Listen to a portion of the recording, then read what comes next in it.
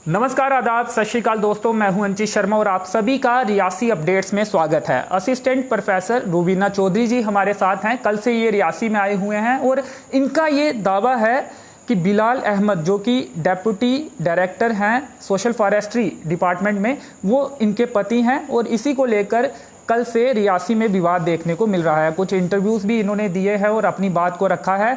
हमने बिलाल अहमद जी के परिजनों से भी, परिवार वालों से भी बातचीत की है।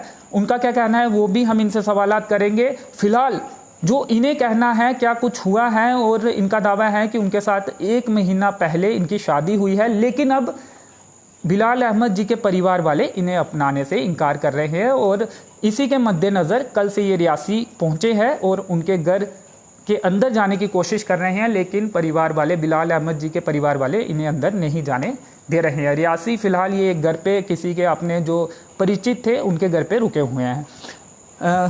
स्वागत है आपका।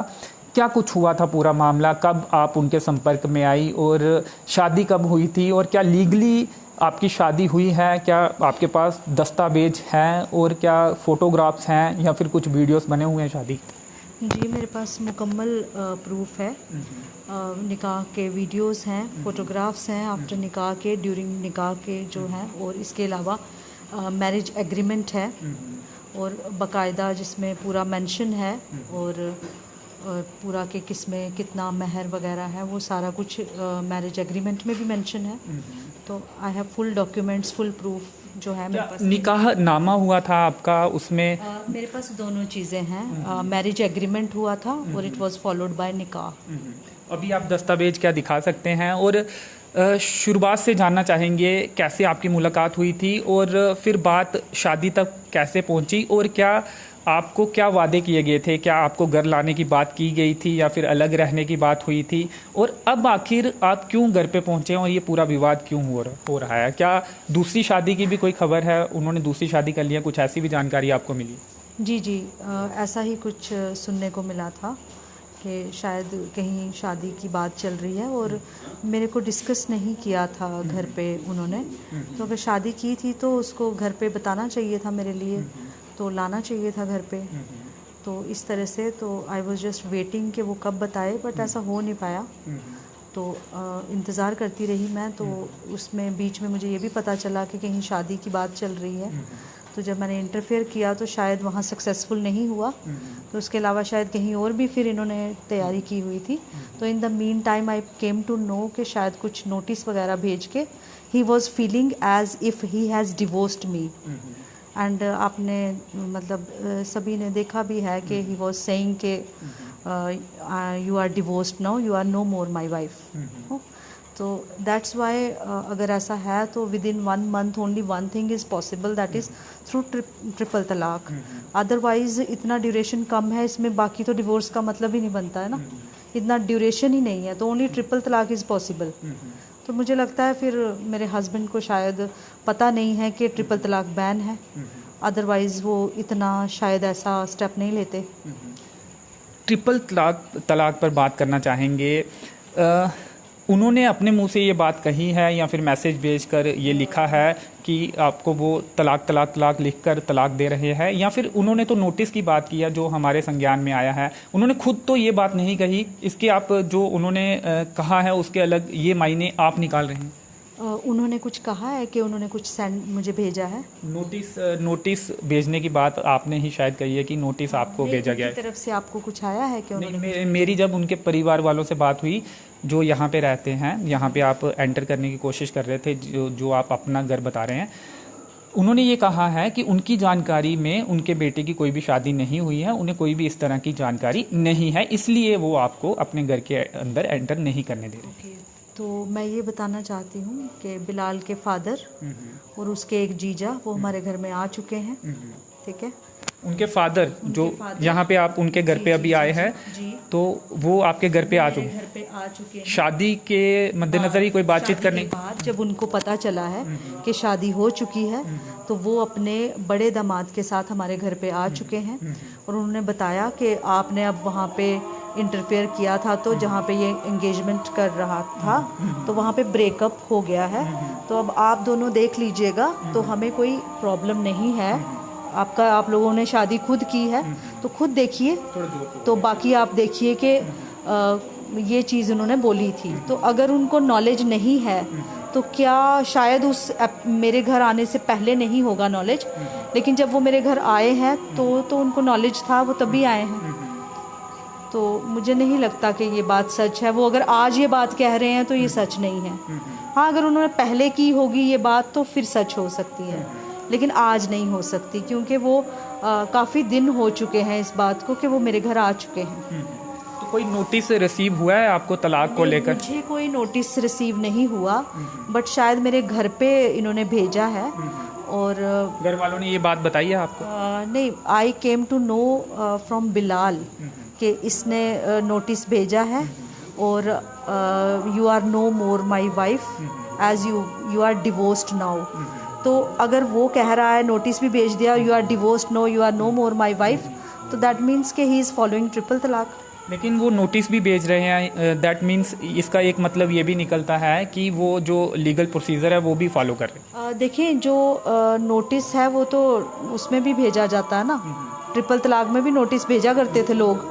तो किस तरह का नोटिस है आई डोंट नो, बट इसमें ये है कि उसने माना है, जब आई कॉल्ड ना, he said you are no more my wife. अगर हम नोटिस की बात करें ना, तो अगर सपोज एक नोटिस आता है तो उससे मैं वाइफ नहीं हूँ ये बात नहीं साबित होती, क्योंकि एक नोटिस के बाद भी मैं वाइफ हूँ, ठीक है, फिर दूसरे नोटिस के बाद भी मैं वाइफ हूँ, तीसरे नोटिस तक भी, ठीक है। अगर हम शरिया के हिसाब से देखें तो इंस्टेंट भेज के ये कह देना, ये टोटली ट्रिपल तलाक को ही फॉलो कर रहे हैं। यानी कि आप ये कह रहे हैं कि जब उन्होंने ये कहा कि आप अब उनकी वाइफ नहीं है, दैट मीन्स ये ट्रिपल तलाक है, क्योंकि ड्यूरेशन भी बड़ा कम है ना, एक ही महीना रह गया है, तो एक महीने में ट्रिपल तलाक is the only thing which is possible और विच ही इज़ फॉलोइंग बेसिकली। और दूसरी बात इससे ये भी एक निकल कर सामने आती है कि उन्होंने आपसे शादी की थी। अगर वो ये कह रहे हैं कि नो मोर कह रहे हैं कि शादी नहीं हुई है, तो why he has openly said के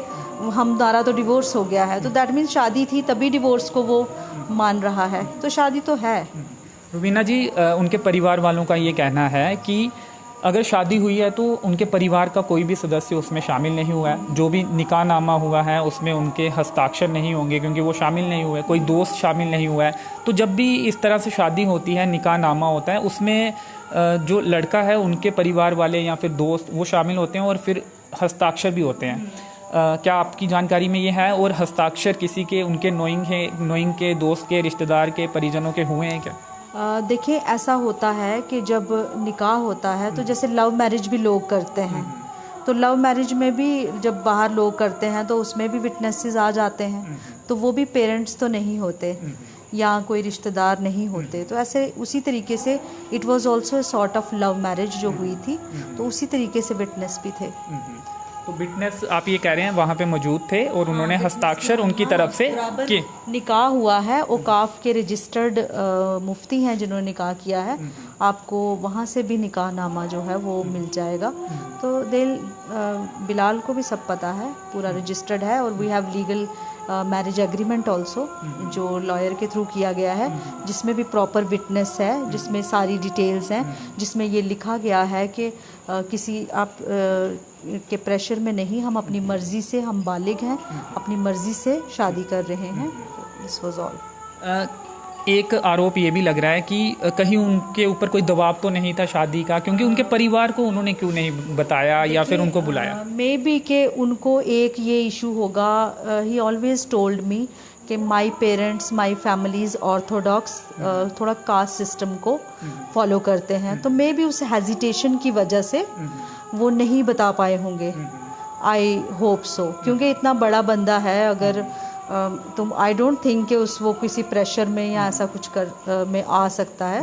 ही is mature enough to decide with whom he has to live और किस तरीके से, तो आई डोंट थिंक सो कि ऐसा कुछ है।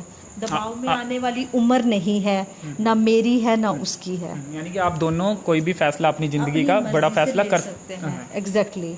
तो उसमें आप ये कह रहे हैं कि ज़रूरी नहीं था कि उनके पेरेंट्स को बताया जाए, वो कोई भी फैसला। एग्जैक्टली वो तो लव मैरिजेस होती हैं इधर, काफ़ी सारी मैरिजेस किस तरह से इंडिया में होती हैं, इंटर रिलीजन मैरिजेस होती हैं, इंटर कास्ट मैरिजेस होती हैं। तो पीपल मैनेज ना कि किस तरीके से हो रही हैं, कैसा सेटअप है, कैसा हमारा माहौल है, हमें कहाँ से निकल के कैसे करना है। तो love is the only thing which prevails, तो वही एग्जिस्ट किया यहाँ पे भी।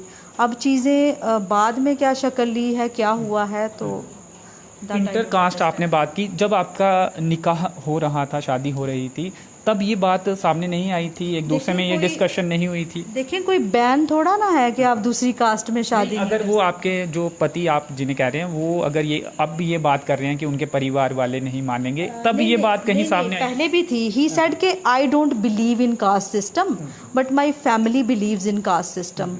पहले उन्होंने मुझे ये कहा था, बट अब उनके सारा कुछ देख के और जिस तरीके से उनका रिएक्शन है, मुझे ऐसे लग रहा है कि वो भी प्रमोट करते हैं इस कास्टिज्म को, और he is totally the follower of that caste. लेकिन ऐसा क्या हुआ कि 1 महीना पहले आपकी शादी हुई और 1 महीने के बाद वो ये कह रहे हैं कि वो तलाक देना चाहते हैं? या मैं बताती हूँ आपको, actually I am a tribal woman, तो उनको लगा कि she is not aware about rights of woman, इसको शायद इतना पता ना हो, तो मे बी मैं बोलूँ, इसने मुझे कहा भी कि under sharia I can have 4 wives.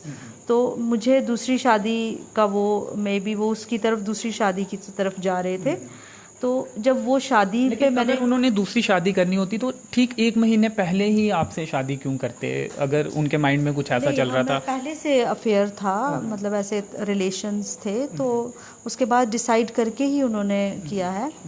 तो उसमें ये था कि ही वॉज श्योर, वो मुझे हमेशा कहते थे कि आई एम श्योर कि मैंने तुमसे तो शादी पहले करनी ही करनी है, उसके बाद अगर मैं कहीं मजबूर हो गया तो you have to stand by my side.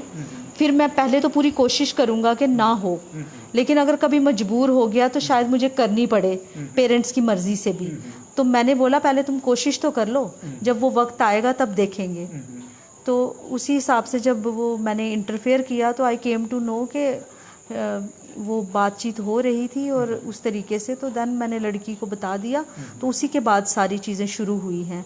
मेरे को काफ़ी सारी चीज़ें फेस करनी पड़ी, मार पिटाई भी हुई थी एक बार, तो फिर वो सारी चीज़ें फिर आई हैं। तो ये रीज़न बना है कि शायद इतनी कड़वाहट, उसको लगा कि इसने शायद मेरा वो प्लान वो कर दिया ख़राब, कि मेरा सब स्मूथ चलता, ये साइड पे रह जाती तो वो वहाँ पे भी मेरा मेन हो जाता, पेरेंट्स भी खुश रह जाते। मैं भी शायद इस तरह का कुछ प्लानिंग होगा, आई डोंट नो रियली कि क्या था, बट ऐसा मुझे लगता है। तो जब आप कल रियासी आ रहे थे तो इससे पहले उन्हें इस बात की जानकारी आपके द्वारा दी गई थी कि वो आप उनके घर पे आ रहे हैं और रहना चाहते हैं यहाँ पे? नहीं, मैंने तब तो नहीं दी थी, लेकिन यहाँ पहुँच के मैंने कॉल किया था, बहुत बारिश हो रही थी, तो मैंने कॉल किया था उनको। तो ही सेड कि मैं घर पे नहीं हूँ, बस उन्होंने ये कह के फ़ोन रख दिया था कि मैं घर पे नहीं हूँ। तो then some persons from media they came, और उसके बाद दे हेल्प मी अलॉट।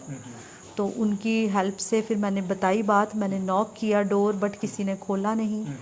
तो I am thankful to neighbours जो मेरी सपोर्ट में थे, जिन्होंने खाना वगैरह पूछा, पानी पूछा, मेरे कपड़े भी पूरे गीले थे, बट तो ये सारी चीज़ें जो हैं, आसपास के लोगों ने आपको सपोर्ट किया, खाने के लिए, रहने के लिए? हाँ, खाने को दिया, पानी पिया, मैंने चाय पी, तो वो सब चीज़ें। तो I am really thankful to neighbours जो थोड़ा मुझे सपोर्ट में मेरे आए थे। तो अब आगे क्या देखते हैं आप? किस किस अधिकारी से आज आपकी मुलाकात हुई है? क्या पुलिस के किसी बड़े अधिकारी से मिले हैं? और क्या पुलिस स्टेशन रियासी में शिकायत आपने दर्ज करवा ली है? मामला दर्ज हो गया या जस्ट अभी शिकायत ही है? देखिए, मैंने अपनी बात कह दी है। I don't want to disclose कि मैं किन किन से मिली हूँ, क्योंकि मुझे नहीं पता कि मुझे नाम लेना चाहिए या नहीं। बट ये है कि मैं आपको ये बता रही हूँ कि मुझे फुल सपोर्ट आ रहा है और मुझे हेल्प की जा रही है, और वो मैंने दे दिया है, अपना पक्ष रख दिया है जिस भी फॉर्म में मुझे रखना था। वो मैंने दे दिया है। तो आई एम होपफुल कि मुझे जस्टिस मिले और चीज़ें क्लियर हों, सामने आएँ, क्योंकि मैंने एक अच्छी नीयत के साथ शादी की थी। मैंने एडजस्ट होने के लिए एक अच्छी जो ज़िंदगी जितनी मेरी बची है वो मैंने अपने हिसाब से जिस इंसान के साथ गुजारना चाह रही थी, तो मैंने अच्छा एक पॉजिटिव वो माइंडसेट के साथ शुरू किया था। ये सोच के नहीं किया था कि ये शक्ल ले लेगा। तो इसीलिए वो अब मुझे ऐसा लग रहा है देखिए अगर इस लेवल पे मुझे ये सब करना पड़ रहा है तो या अपने हक की बात करनी पड़ रही है तो ये मेरे लिए भी बड़ा मुश्किल है। आपको पता है कि औरत के लिए बाहर निकलने के जब वो आएगी तो कितने सारे और चीज़ें, कुछ लोग कुछ कहते हैं, कुछ लोग फेवर में होते हैं, कुछ दर्द को महसूस करते हैं, कुछ जो है उनको लगता है कि ऐसे ही है। तो मिक्स्ड जो एक आपको देखने को मिलता है, तो जो पॉजिटिव वे में आपके साथ खड़े होते हैं उसमें तो आपको खुशी होती है कि लगता है कि आज भी लोग खड़े हैं और एक आपको सपोर्ट कर रहे हैं, तो वो एक बहुत अच्छी बात हो जाती है। आपकी फ़ाइट में भी वो एक अहम हिस्सा होते हैं। लेकिन उसी तरीके से अगर कुछ नहीं होता है तो या आपके खिलाफ कुछ लोग कहना शुरू हो जाते हैं, क्योंकि महिलाओं के खिलाफ ऐसे कह देना, उठ देना और करेक्टर वाइज उनको असेस कर देना ये बहुत इजी काम है।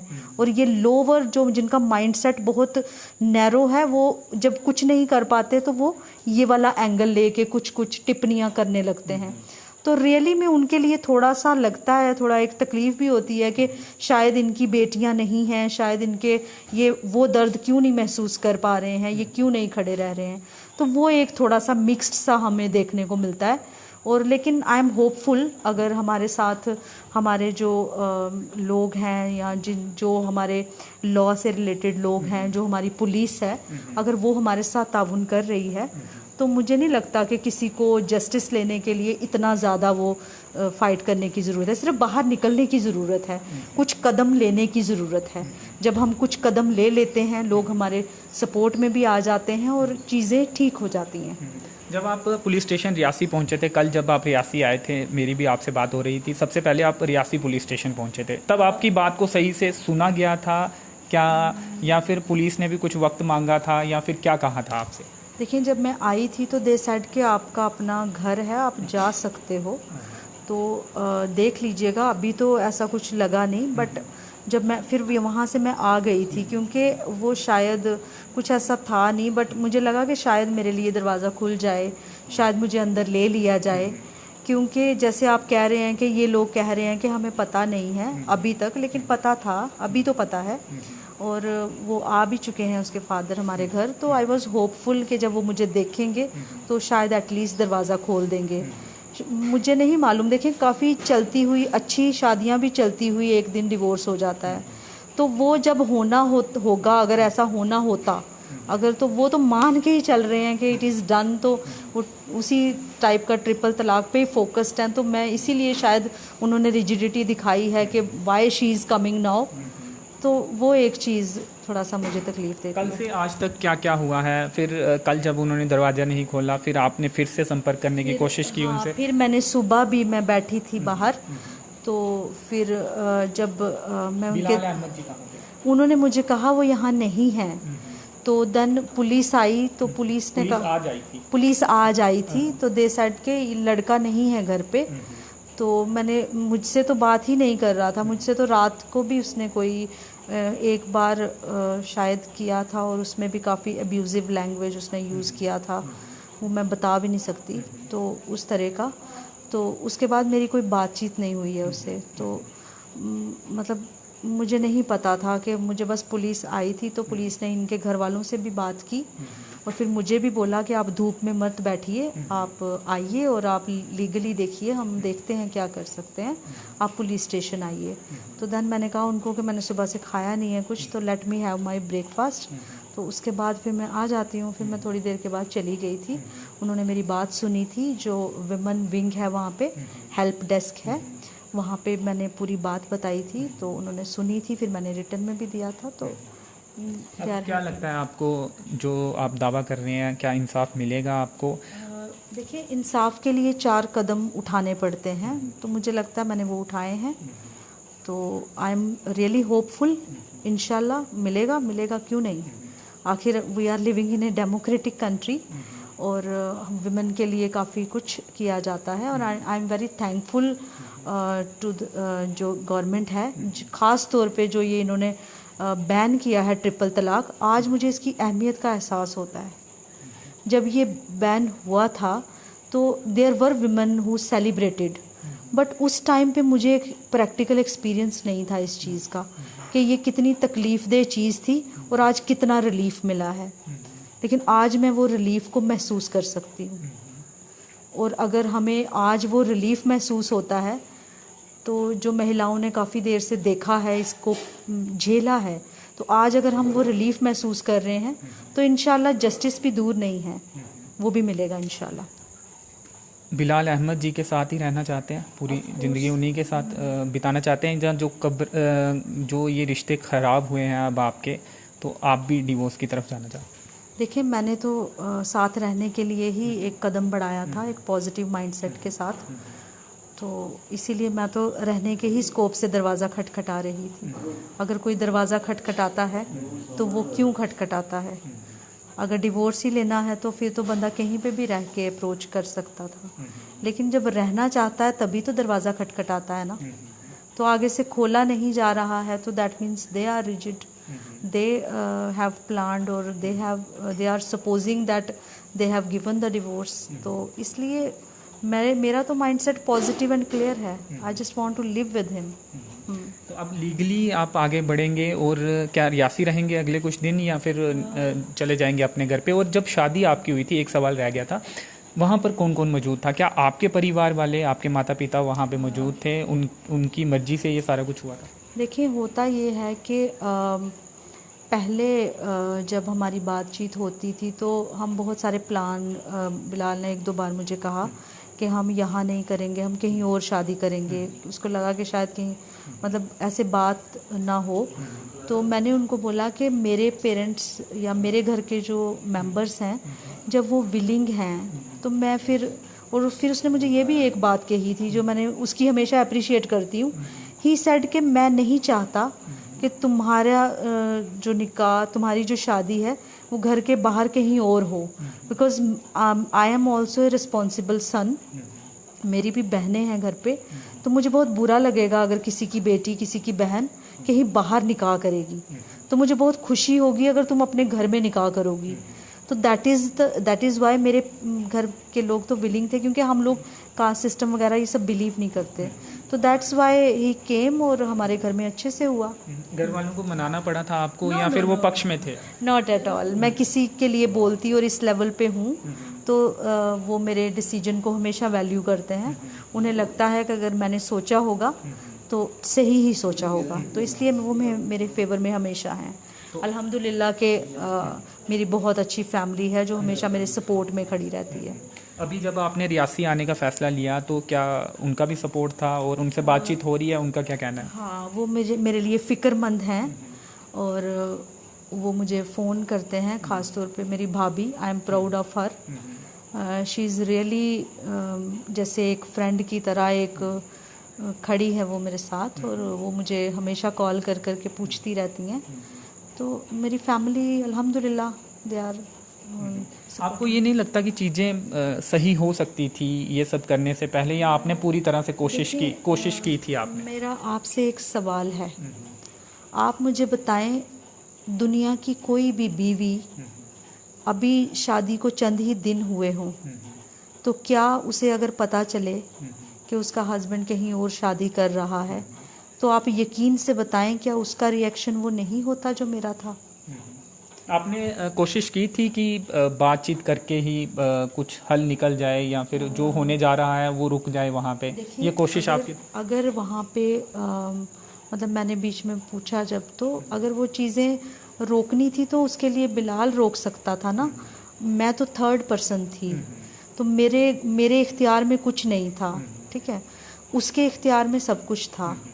और उनकी मर्जी से हो रही थी ये चीजें, या पता नहीं, वो शायद, मुझे नहीं पता, शायद क्योंकि शायद पेरेंट्स ने बोला हो कि वो एक ऑर्थोडॉक्स माइंडसेट की वजह से कि caste, I am from that tribe ना, तो I think they were facing that problem कि ये ट्राइबल है, तो हमारे लिए किसी को बताना कि हमारी डॉटर इन लॉ या मेरी wife is from that particular tribe, तो वो शायद उस एक चीज़ को ही फोकस बना रहे थे।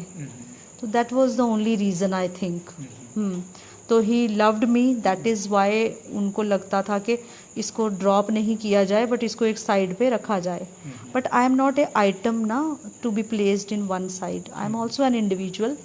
आई also want my rights as wife, एक डिग्निटी के साथ जो एक वाइफ के राइट्स होने चाहिए, और वही मेरा भी था।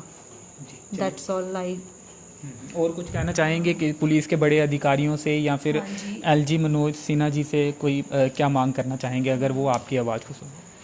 देखिए, मैं फिर से वही कह रही हूँ कि आई am really thankful for this landmark decision, जिसकी आज मैं वैल्यू मुझे समझ में आ रही है। तो और भी आइंदा से भी कुछ जैसे कुछ और मॉडिफिकेशंस जो हैं वो लॉ में होनी चाहिए, स्पेशली जैसे मुस्लिम विमन हैं उनके रिगार्डिंग, क्योंकि बहुत ज़्यादा जो मसले हैं वो देखने को मिलते हैं। अगर मैं इस लेवल पे हूँ, अगर मैं एक अच्छी पोस्ट पे भी काम कर रही हूँ और मेरे साथ भी अगर ऐसा हुआ है, तो ये एक सोच ख़त्म होनी चाहिए कि इस तरह से हो, इक्वालिटी होनी चाहिए। जैसे बाकी जगहों पे divorce is not so easy, एक सोचना पड़ता है आदमी को, तो एक मुस्लिम के लिए भी थोड़ा सा एक डिवोर्स एक इजी वो नहीं होना चाहिए। It should also be A tough thing, उसको ये सोचना चाहिए कि तो नया कानून आया है नो डाउट। तो आई एम सेइंग ना कि I really welcome that thing, but still और भी चीज़ें करने की ज़रूरत है मेरे ख्याल से। तो मैं यही चाहती हूँ कि जब ऐसे मेरे जैसे केसेस हाईलाइट होते हैं या विमेन के रिलेटेड और भी कुछ इश्यूज हाईलाइट होते हैं, तो उनके लिए थोड़ा सा खास एक प्रोविज़न रखा जाए। वो रखा भी जाता है, वैसे बात भी सुनी जाती है औरतों की। तो बस उस लेवल पे यही चाहती हूँ कि ये चीज़ें एग्जिस्ट करें, प्रमोट हों और ये बातें चलती रहें। जी चलिए, शुक्रिया। तो रुबीना चौधरी जी, इनका कहना है कि बिलाल अहमद जो डेप्यूटी डायरेक्टर हैं सोशल फॉरेस्ट्री डिपार्टमेंट में, वो इनके पति हैं और ये उनके साथ रहना चाहती हैं। और ये भी इनका कहना है कि उनके द्वारा ये कहा गया है कि एक नोटिस जो है इनके घर भेजा गया है, हालांकि इनका ये कहना है कि रिसीव नहीं हुआ है वो नोटिस। और इन्होंने ये भी कहा है कि उन्होंने फ़ोन पर डाइवोर्स होने की बात कही है, जबकि जो ट्रिपल तलाक है वो अब नहीं रहा है हमारे देश में। एक नया जो कानून है, एक लॉ है, वो अब लागू होता है और उसके मुताबिक पूरा लीगली जो प्रोसेस है वो होता है, उसके बाद ही तलाक हो सकता है। तो चलिए, अब ये पक्ष जो था हमने आप तक पहुंचाया है और हमने बिलाल अहमद जी के परिवार वालों से भी बातचीत करने की कोशिश की और कल बिलाल अहमद जी से भी फ़ोन पर बातचीत की थी, लेकिन ज़्यादा बात नहीं हो पाई थी और वो अपना जो पक्ष है वो उन्होंने हमें नहीं बताया था। उन्होंने ये कहा था कि उनके परिवार वाले इन्हें लेने के लिए आ रहे हैं, लेकिन इनका कहना है कि इनको अंदर घर के अंदर नहीं आने दिया गया है। फ़िलहाल ये अपने किसी परिचित एक घर में रह रहे हैं, परिचित लोग थे उनके घर पे रह रही हैं और कल से ही यहाँ पे हैं और पुलिस के अधिकारियों से भी मुलाकात की है और शिकायत भी अपनी पुलिस स्टेशन रियासी में इन्होंने दी है और पूरा मामला बताया है।